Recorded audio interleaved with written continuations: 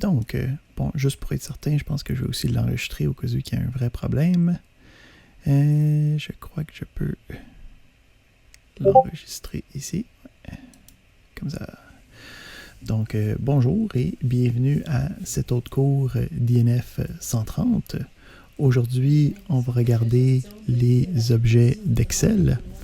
Donc, on a le principe de l'environnement d'Excel. Donc, le principe des objets d'Excel, ça va être de comprendre qu'on peut avoir accès à ce qu'on appelle des objets à n'importe quel moment dans notre programme. Donc, le principe ici, c'est que quand on travaille à l'intérieur de nos différents modules, on va avoir comme des variables qui sont toujours disponibles, puis avec lesquelles on va pouvoir soit aller chercher de l'information, soit aller activer différentes fonctionnalités à partir du code qui existe dans nos différents sous-programmes. Donc, le principe ici, c'est qu'on va être capable d'aller voir dans notre programme d'Excel différentes fonctionnalités qu'on peut accéder à tout moment. Fait que si on démonte ça au premier niveau, on va avoir ici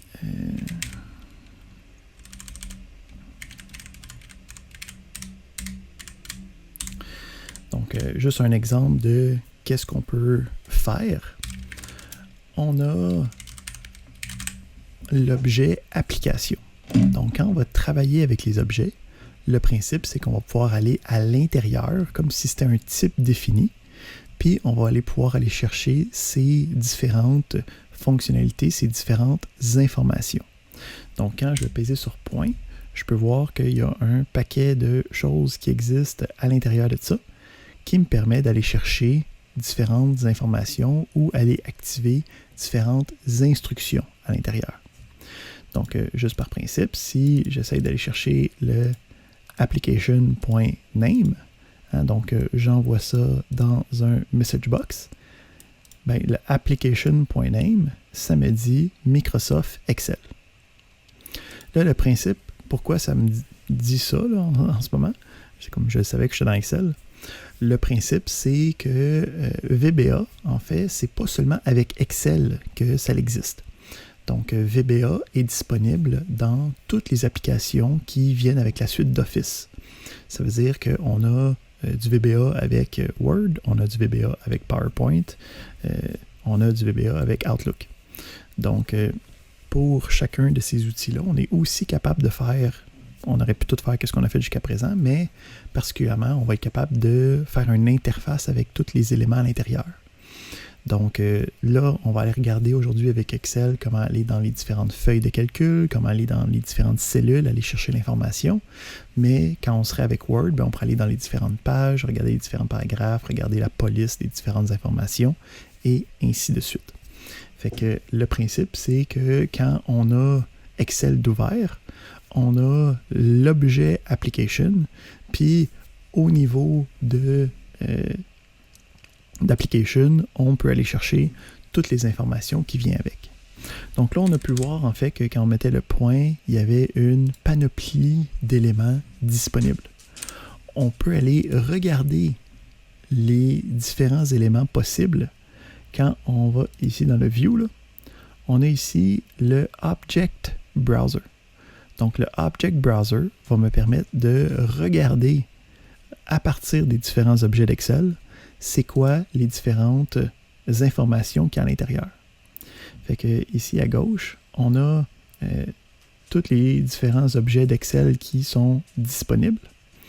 Donc, il y en a pas mal. Là. On n'ira pas en voir tant que ça. Là. Nous autres, il y en a juste 3-4 qu'il faut savoir. Là. Puis on va les voir aujourd'hui, mais le principe, c'est qu'on peut aller chercher l'information pour ça. Donc, on peut voir que quand on regarde les différents objets d'Excel, on a après ça la liste qu'on appelle des membres dans l'objet. Donc, on peut voir que moi, tantôt, j'ai été chercher le name. Si je m'en vais checker ça. Name. Ici, j'ai le name. Puis, je peux voir que c'est un string. Si je veux savoir c'est quoi spécifiquement, je peux peser sur le petit icône d'interrogation. Ça va m'ouvrir une page web avec la documentation. Je ne sais pas s'il va être capable de le trouver ici directement, mais s'il y avait quelque chose à dire, ça serait ici. Là, qu'est-ce qui est intéressant de voir quand on travaille avec... En fait, si je veux chercher Application, il me dit quelque chose de plus intéressant avec ça.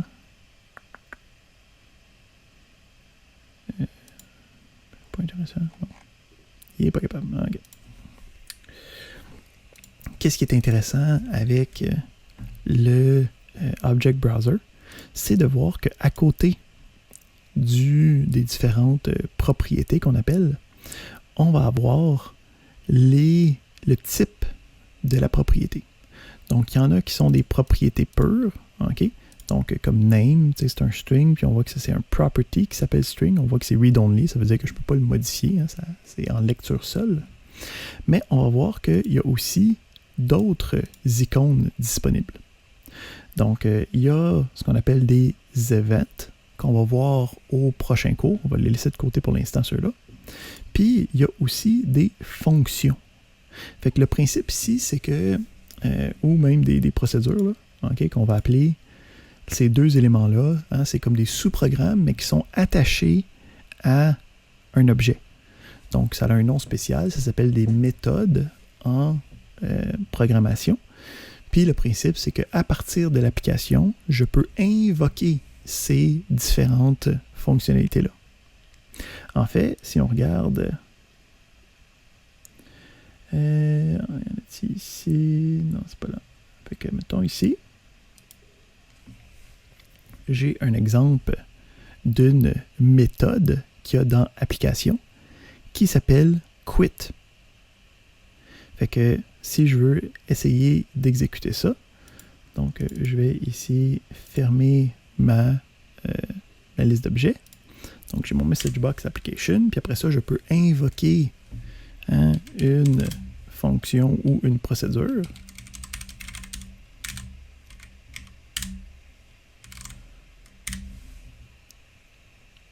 Avec un call.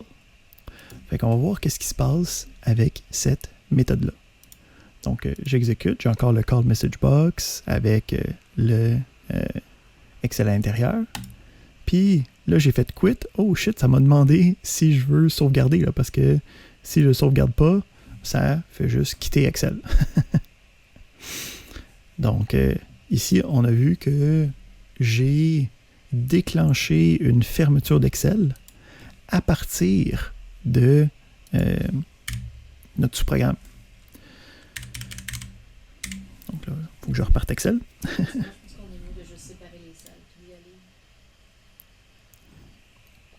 On va rouvrir mon onglet de développeur.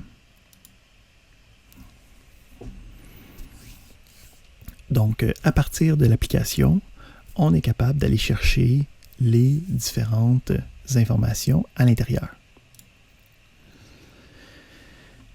Parfait, parfait, parfait.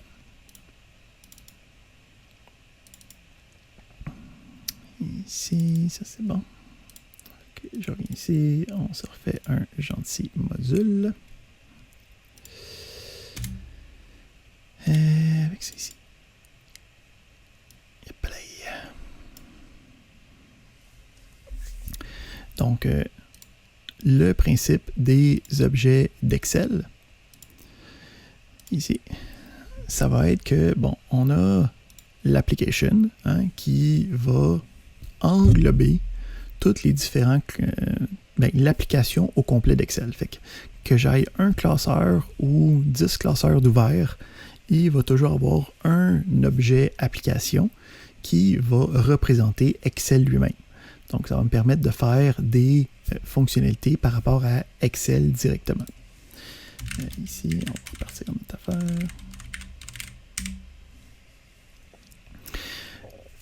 Puis, à l'intérieur de cette application-là, de cet objet application-là, donc si on retourne dans l'Object Browser,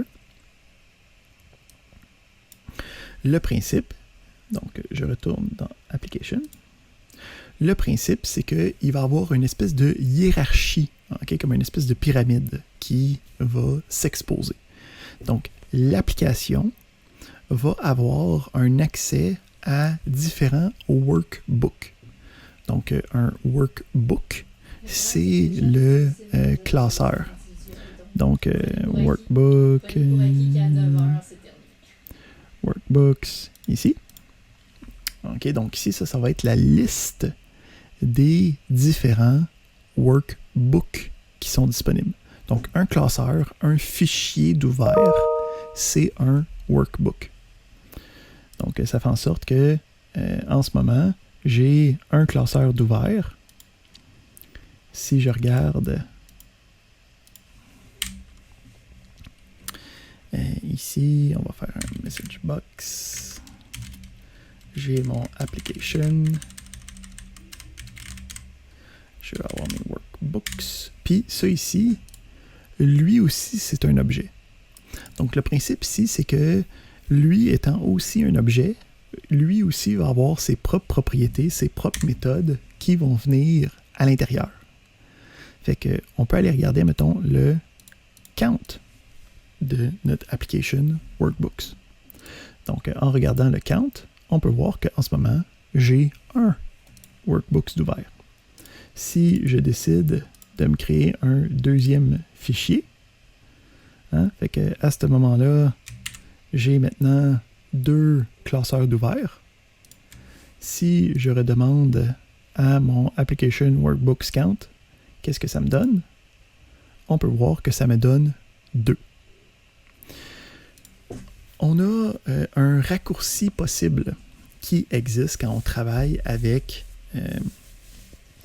les objets d'Excel, parce qu'on va voir que là, on va aller dans Workbooks, puis dans Workbooks, après ça, on va aller dans un worksheet, puis après ça, dans le worksheet, on va aller dans le range, puis après ça, on comme descend dans la hiérarchie. Fait que le premier paramètre, qui est de Application, je peux faire à semblant qui est comme auto-rajouté. Donc, si je reroule cette affaire-là, ça me donne la même valeur, le même montant. Il n'y a pas de problématique derrière ça. Ici, je vais juste m'assurer de ça. OK. Donc, le principe des workbooks, ça a un S, c'est comme la collection, le tableau des différents workbooks. Fait que ça veut dire que je peux l'utiliser comme si c'était un tableau. Fait que le workbooks peut sélectionner le premier, puis à partir de là, je peux aller regarder c'est quoi le nom du premier. Je peux voir que le nom du premier, c'est Book 1. En ce moment, j'en ai 2. J'ai Book 1 et j'ai Book 2. Fait que ça fait en sorte que si j'essaye le deuxième workbooks, ça me donne Book 2. Fait que je peux voir ici, en sélectionnant workbooks comme si c'était un tableau, puis on n'oublie pas, c'est comme si j'avais marqué application.workbooks ici, là, ça fait la même chose. Ça va me chercher un workbook, pas de S. OK? Donc le principe, c'est qu'à partir de là, je peux comme aller encore une fois à l'intérieur de cet objet d'Excel-là, puis aller regarder qu'est-ce qui se passe. Donc si je retourne dans mon view ici, quand j'en ai sélectionné un spécifique,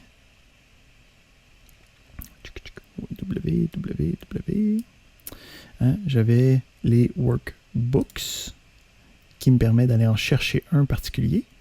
Puis après ça, j'ai le workbook qui, lui, a encore une fois, sa propre panoplie d'éléments. Fait que comme je l'ai dit, c'est hiérarchique. On a notre application d'Excel. Dans notre application d'Excel, on a différents classeurs. Puis là, dans un classeur, dans un workbook, on va avoir un autre sous-hiérarchie encore. Parce qu'à l'intérieur d'un classeur, qu'est-ce qu'on a? Ici, je vais fermer celui-là pour l'instant. Donc, dans un classeur, qu'est-ce qu'on a? On a des feuilles. Donc, je ne sais pas si vous êtes habitué à travailler un peu dans Excel, mais le principe, c'est que on a différentes feuilles dans notre classeur. Puis, chacune des feuilles... Chacune des feuilles est complètement indépendante. Donc, on a la feuille 1 qui a allô ici, on a la feuille 2 qui a bonjour ici, puis ils se connaissent pas nécessairement, ben, ils se connaissent pas entre les deux feuilles. Donc, je peux renommer les feuilles si je veux. Ici. Puis, c'est pas un problème. Donc, une fois qu'on a sélectionné dans notre code un workbook spécifique, fait que là, on va sélectionner le 1, hein, parce que c'était celui-là qui avait nos informations. On va avoir ici la possibilité d'aller chercher les feuilles. OK? Donc, encore une fois, même principe. Sheets avec un S, c'est comme la collection des éléments, chacune des feuilles. Donc, on peut, mettons, aller compter le nombre de feuilles. Quand j'exécute ça, je vois que ça m'en donne bien 2, hein, parce que dans mon premier classeur, il y a combien de feuilles? Il y en a 2. Donc, on s'en va ici. Donc, on a les 3. On a ici les 3. Parfait.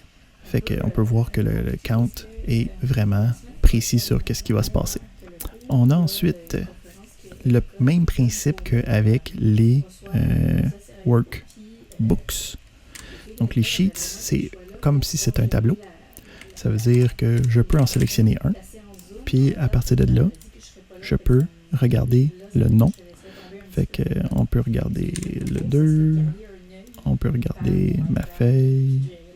On peut regarder le 3. Puis, on a les noms des différentes feuilles. Fait que à partir de là, le même principe s'applique. Hein, si on retourne voir notre Object Browser, on a encore le même principe de... On a les sheets. Sheets. Ici, on a les sheets qui va aller chercher les différentes feuilles spécifiques.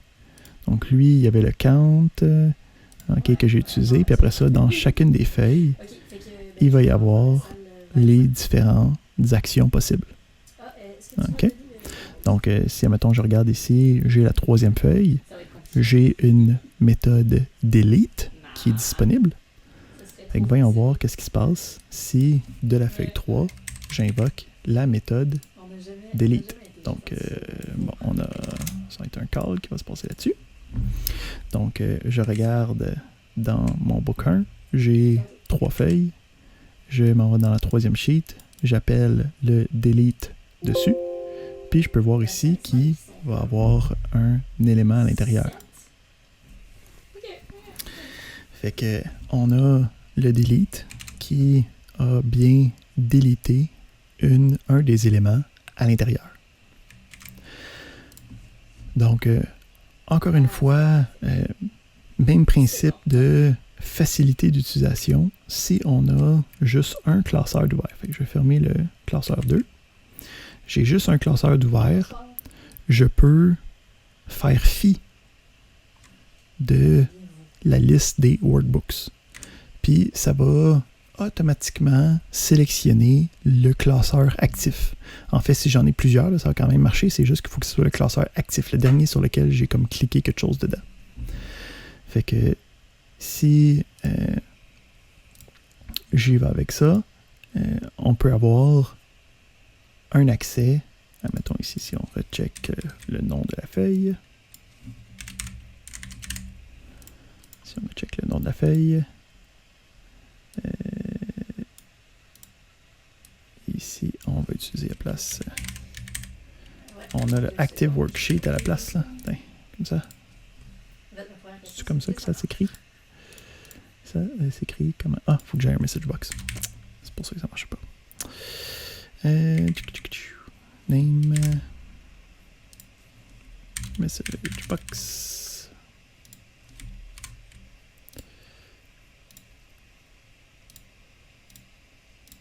Comme ça. Et voilà. Donc, on peut voir qu'on peut utiliser le non raccourci. Okay. On peut aussi utiliser le Active Sheet, je crois, qui fait la même chose. Ouais.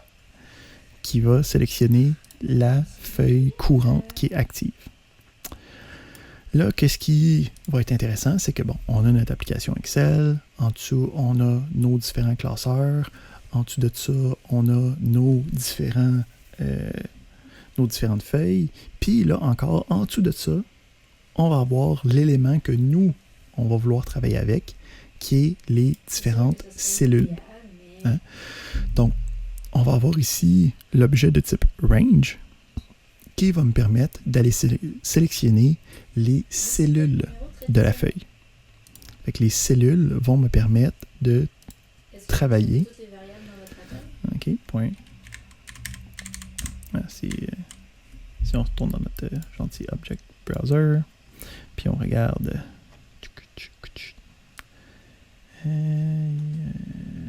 Sheets.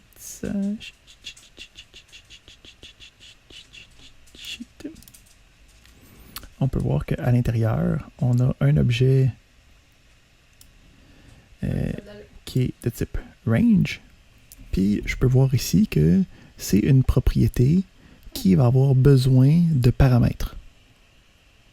OK, donc c'est un sélectionneur là, qui va me permettre de sélectionner une plage de cellules. Puis, je peux voir que ça me retourne un objet de type range. Fait que c'est un objet de type range, puis à l'intérieur de lui aussi a ses propres propriétés, ses propres fonctionnalités. OK, je peux changer la police, je peux mettre des choses à l'intérieur, je peux déliter le contenu.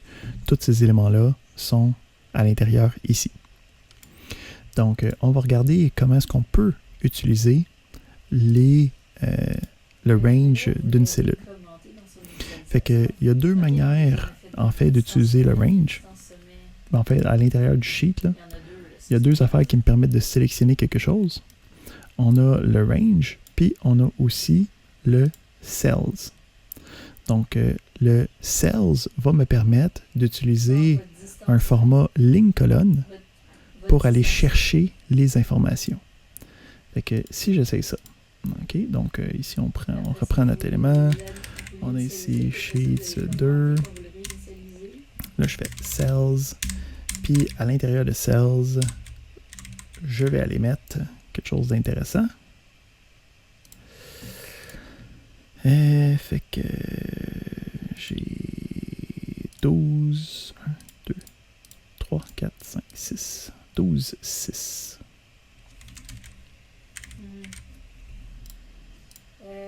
Fait que je regarde qu'est-ce qu'il y a dans cellule, 12, 6 de ma feuille 2. Puis je peux voir le texte que j'ai marqué ici est à l'intérieur. Si je change de texte, ça fait en sorte que ça va bien chercher le contenu à l'intérieur. Ici, le principe d'utiliser Sheets 2, okay, des fois, on ne sera pas certain de l'emplacement de la feuille dans la liste. Okay?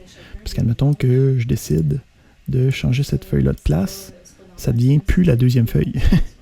C'est plus la même qui est à la même place. Fait que je pourrais essayer d'utiliser le nom de la feuille.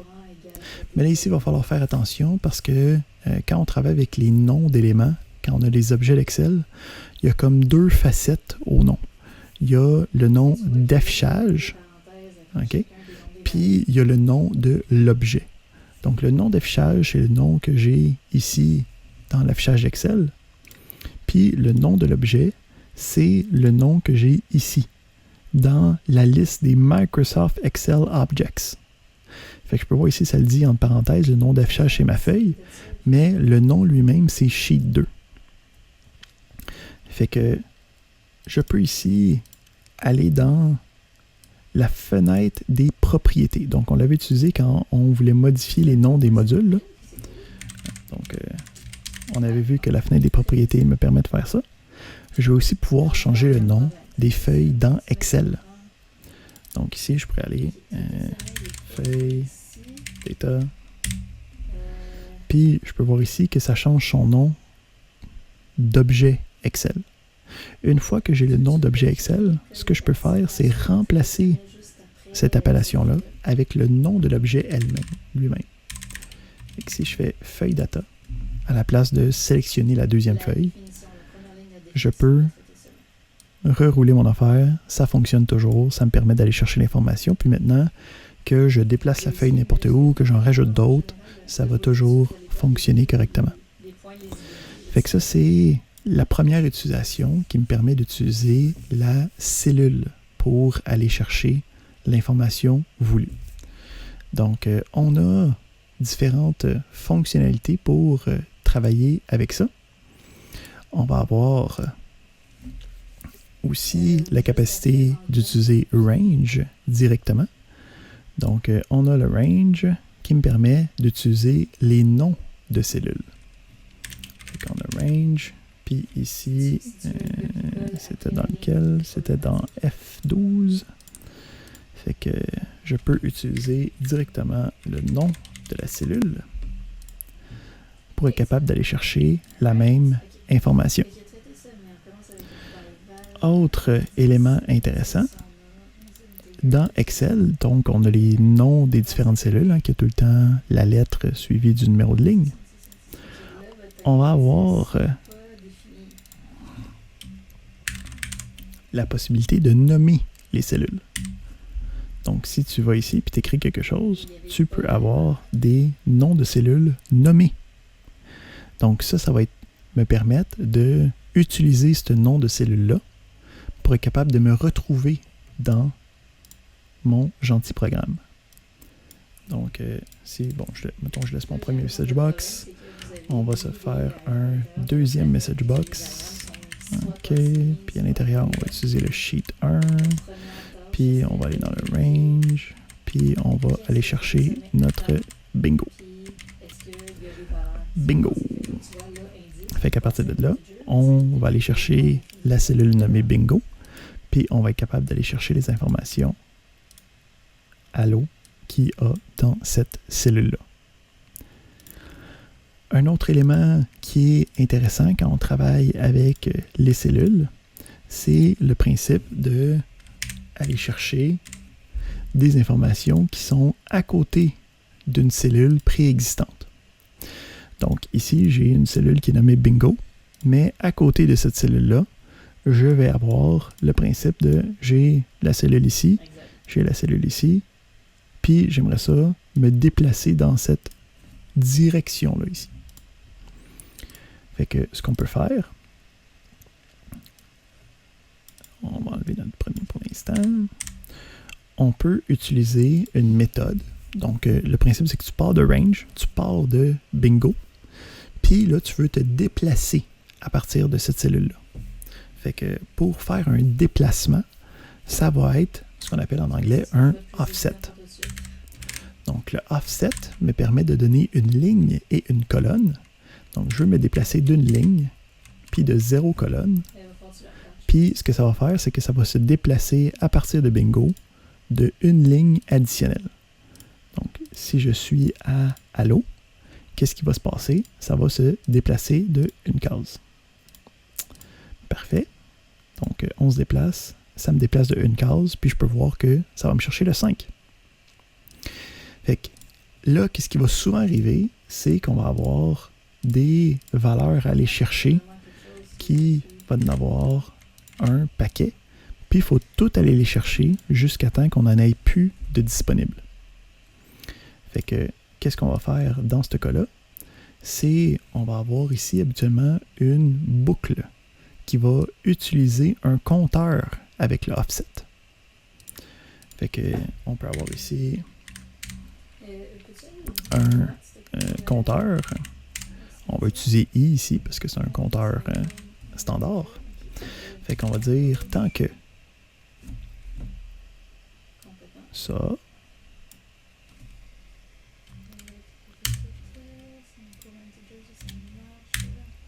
c'est différent de VB no string. Tant que c'est pas vide, parce que ça va être une chaîne vide si ça donne quelque chose. Puis le principe du offset, c'est qu'on va mettre i à la place. Fait que on va aller regarder qu'est-ce qu'il y a dans le i ici. On a le wend, puis on va changer la valeur de i à chaque instruction. Fait que I est égal à I plus 1. Fait que là, ici, ça devrait afficher chacune des cases, puis avancer à la prochaine. Fait que on regarde, ça me dit allô, ça me dit le 5, le 3, le 6, le 34, le 56, puis ça l'arrête. Yay! Donc, le principe ici, c'est que ça nous a permis de voir chacune des valeurs. Là, j'ai fait ça dans un message box, mais ça aurait pu être une sommation, ça aurait pu être je l'ajoute dans un tableau, ça aurait pu être je modifie les valeurs. Puis, le principe ici, c'est qu'on peut aussi les modifier. Hein? Fait que cet élément-là, je peux aussi l'utiliser comme emplacement d'assignation. Fait que, mettons, je veux tout changer les valeurs pour ça, tout simplement. Fait que quand j'exécute ça, je peux voir que ça change toutes les valeurs à 100 à l'intérieur. On a tout ici qui est à 100. Il n'y a plus rien qui est comme disponible. Fait que nous, on va majoritairement travailler avec des assignations ou le recueil d'informations qui va aller chercher des cellules individuelles. C'est aussi possible d'aller chercher une plage de cellules, de dire que tu vas de A1 à A5, ça te fait un carré de cellules, puis là, tu peux comme travailler avec ça. Mais nous autres, habituellement, on ne se rend pas jusque-là. On va se calmer un peu, puis juste utiliser les cellules nommées ou un emplacement spécifique, puis travailler à partir de là. Excellent. On a aussi aujourd'hui dans les notes les principes de contrôle de formulaire, mais c'est quelque chose qu'on peut se garder pour la semaine prochaine. Ça va revenir avec le formulaire. Donc, je pense qu'on peut arrêter la période magistrale là-dessus aujourd'hui, puis commencer à travailler pour compléter le deuxième travail pratique. Donc, ça fait le tour de qu'est-ce que je voulais voir avec vous aujourd'hui.